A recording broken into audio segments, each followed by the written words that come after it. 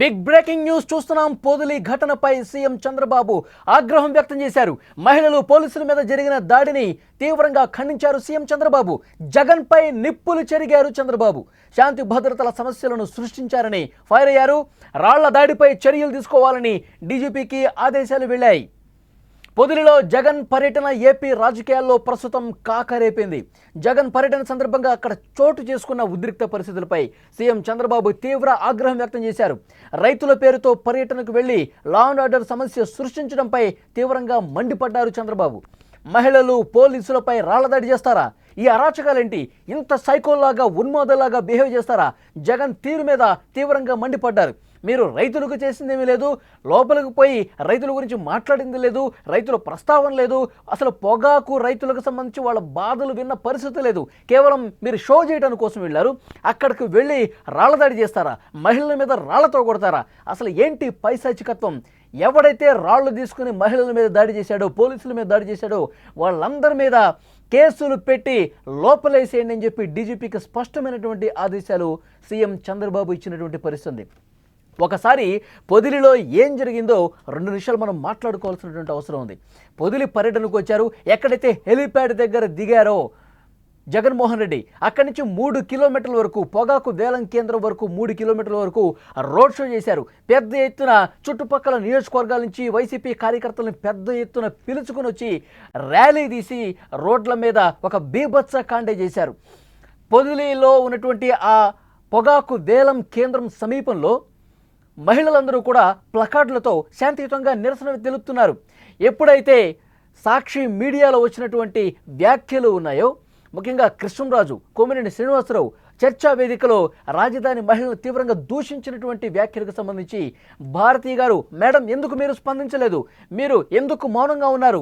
మౌనం వీడండి అంటూ ప్లకార్డులు ప్రదర్శించారు.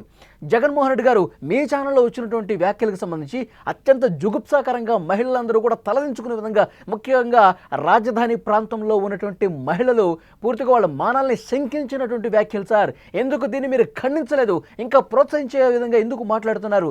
దయచేసి మీరు క్షమాపణ చెప్పండి. భారతి గారు, మీరు మౌనం వేడినట్టు శాంతియుతంగా ఒక పక్కన ప్లకార్డులు పట్టుకుని జగన్మోహన్ రెడ్డి గారికి కనిపించాలి, మా ఆవేదన కనిపించాలి, మా బాధ ఆయనకి తెలియాలని చెప్పి రోడ్డుకు ఒక పక్కన ప్లకార్డులు పట్టుకుని నిరసన వ్యక్తం చేస్తుంటే జగన్మోహన్ రెడ్డి గారు వాళ్ళని చూస్తూ నవ్వుకుంటూ ముందుకు బయలుదేరారు. అట్లాగే కనీసం స్పందించకుండా వెనకాల ఉన్నటువంటి వైసీపీ కార్యకర్తలు ఉన్మాదుల్లా బిహేవ్ చేసిన పరిస్థితుంది. వైసీపీ కార్యకర్తలు సైకోల్లా బిహేవ్ చేసి రాళ్లు విసిరారు, చెప్పులు విసిరారు, పెద్ద ఎత్తున గందరగోళం సృష్టించే ప్రయత్నం చేశారు. 3 మహిళలకు తీవ్రంగా గాయాలయ్యాయి, నుదుటి మీద గాయమైంది, కొంతమంది మహిళలకు రక్తం గారిన పరిస్థితుంది. పోలీసులు కూడా తీవ్రంగా గాయపడ్డారు. ఆ తర్వాత పోలీసులు ఆ సైకో బ్యాచ్ని చెల్లాచెదురు చేసినటువంటి పరిస్థితుంది. సో ఈ మొత్తం నేపథ్యంలో కేవలం గందరగోళం సృష్టించడానికి, ఒక గలాటా చేయడం కోసమే, తీవ్ర ఉద్రిక్త పరిస్థితులు రాజేయటం కోసమే ఈ విధంగా వైసీపీ చేసిందా అని చెప్పి పెద్ద ఎత్తున చర్చ జరుగుతుంది. ఏదో ఒక గందరగోళం చేయాలి, ఏదో ఒక విధ్వంసం చేయాలి, ఏదో ఒక శాంతి భద్రతలకు విఘాతం కలిగించే ప్రయత్నం చేయాలి. ఈ ఆలోచనతోనే వైఎస్ఆర్ కాంగ్రెస్ పార్టీ ఉంది. ఇలాంటి పరిణామాలు దానికి అద్దం పడుతున్నాయి. ఇవే వాటికి నిదర్శనంగా కనిపిస్తున్నాయని చెప్పి ప్రస్తుతం చర్చ అంతా జరుగుతుంది. దీని మీద చంద్రబాబు నాయుడు చాలా సీరియస్గా ఫోకస్ పెట్టారు. డీజీపీకి ఆదేశాలు ఇచ్చారు. ఎవరైతే ఉన్మాదుల్లా ప్రవర్తించారో, రాళ్ల దాడి చేశారో, చెప్పులు దాడి చేశారో, ముఖ్యంగా మహిళల్ని గాయపరిచి వాళ్ళ రక్తం కళ్ళ చూశారో వాళ్ళందరి మీద కూడా వెంటనే కేసులు బుక్ చేయండి. వెంటనే కేసులు బుక్ చేసి లోపలేసేయండి. జగన్మోహన్ రెడ్డి గారి పర్యటన సందర్భంగా ఏముంది? పూర్తిగా సీసీ ఫుటేజ్లో అక్కడ ఉన్నటువంటి వీడియోలు ప్రతి ఒక్కటి పరిశీలించండి. ఎవరైతే సైకోల్లా బిహేవ్ చేసి దాడి చేశారో, రాళ్ళు తీసుకుని కొట్టారో వాళ్ళ మీద కేసులు బుక్ చేయండి అని చెప్పి చాలా స్ట్రిక్ట్గా, సీరియస్గా డీజీపీకి ఆదేశాలు ఇచ్చిన పరిస్థితుంది. మాజీ ముఖ్యమంత్రి జగన్మోహన్ రెడ్డి పొదిలిలో పర్యటించిన నేపథ్యంలో అమరావతి రైతులు మహిళల్ని కించపరిచే విధంగా ఒక టీవీ షోలో, చర్చా కార్యక్రమంలో జరిగిన ఆ వ్యాఖ్యలకు సంబంధించి ఈ రోజు వరకు, ఇప్పటి వరకు కూడా జగన్మోహన్ రెడ్డి ఎందుకు స్పందించలేదు? జగన్మోహన్ రెడ్డి ఎందుకు మాట్లాడలేదు? ఆ వ్యాఖ్యలు ఎందుకు ఖండించలేదు? రాజధాని మీద ఎందుకు ఇంత అక్కసు వెళ్ళగక్కుతున్నారు? రాజధాని అంటే ఎందుకు మీరు ద్వేషం పెంచుకున్నారు?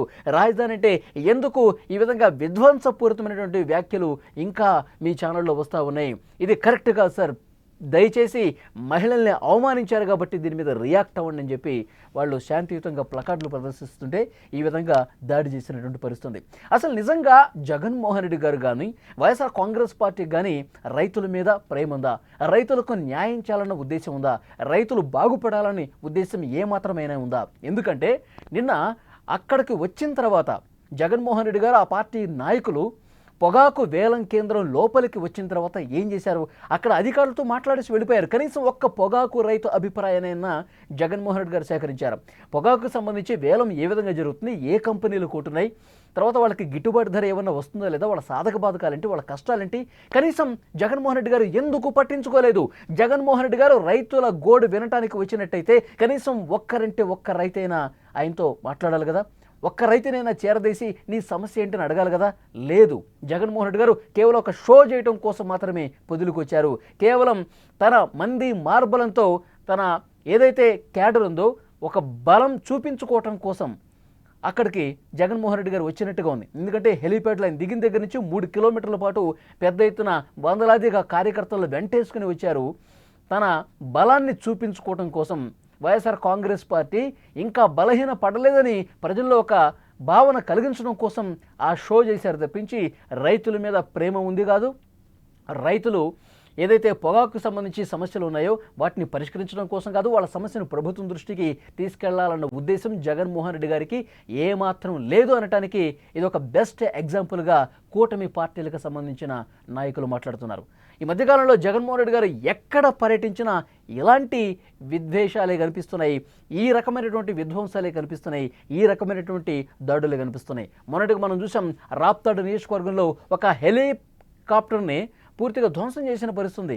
విండ్ షీల్డ్ దెబ్బతింది, మళ్ళీ జగన్మోహన్ రెడ్డి గారు ప్రయాణించడానికి వీలు కాకుండా ఉందని చెప్పి పెద్ద ఎత్తున కార్యకర్తలను తీసుకొచ్చి హెలికాప్టర్ను ధ్వంసం చేసిన పరిస్థితి మనం చూసాం. అంటే జగన్మోహన్ రెడ్డి గారు వస్తున్నటువంటి లక్ష్యం వేరు. జగన్మోహన్ రెడ్డి గారు ఒక కార్యక్రమం తీసుకుంటే ఆ కార్యక్రమం ఉద్దేశం వేరుగా కనిపిస్తుంది, అక్కడ జరుగుతున్న పరిణామాలు వేరుగా కనిపిస్తున్నాయి. సో డెఫినెట్గా దీని మీద చర్చ జరుగుతోంది. రాష్ట్రంలో శాంతి భద్రతలకు విఘాతం కలిగించే విధంగా ప్రయత్నం జరుగుతోంది. శాంతి భద్రతలు లేవు అని చూపించాలి, దానివల్ల వచ్చే కంపెనీలు కూడా రాకుండా చేయాలి. ఇదే ఆలోచనతో రాజధాని మీద విద్వేష వ్యాఖ్యలు కూడా అదే కోణంలో కూటమి పార్టీల నాయకులు చూస్తున్నారు. ఎందుకంటే రాజధాని ప్రాంతంలో పూర్తిగా సెక్స్ వర్కర్ల దందా నడుస్తుంది.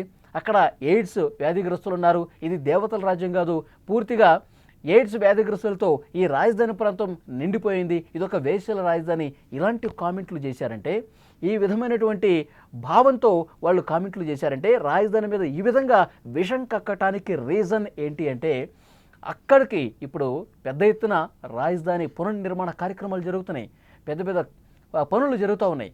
వాటిని నిలుపుదల చేయటం కోసం, అక్కడికి రాజధాని ప్రాంతంలో పెద్ద కంపెనీలు రాకుండా ఉండటం కోసం ఈ రకమైనటువంటి విద్వేష వ్యాఖ్యలు చేస్తున్నారు అంటూ కూటమి పార్టీల నాయకులు మండిపడుతున్నటువంటి పరిస్థితి. సో డెఫినెట్గా చంద్రబాబు నాయుడు గారు చాలా సీరియస్గా పొదిలి పర్యటనకు సంబంధించి తీసుకున్నారు. ఎవరైతే దాడులు చేశారో, సైకోల్లా బిహేవ్ చేశారో వాళ్ళందరి మీద ఆట కట్టించడానికి వెంటనే కేసులు బుక్ చేసేయండి, వెంటనే వాళ్ళందరినీ లోపల వేసేయండి. మళ్ళొకసారి ఇలా పర్యటనలో బరి తెగిస్తే కనుక చాలా కఠినంగా వ్యవహరిస్తామని చెప్పి ఒక సంకేతం పంపించండి అని చెప్పి చంద్రబాబు నాయుడు గారు డీజీపీకి ఆదేశించారు. ప్రస్తుతం కేసులు నమోదు చేసే ప్రక్రియ జరుగుతోంది.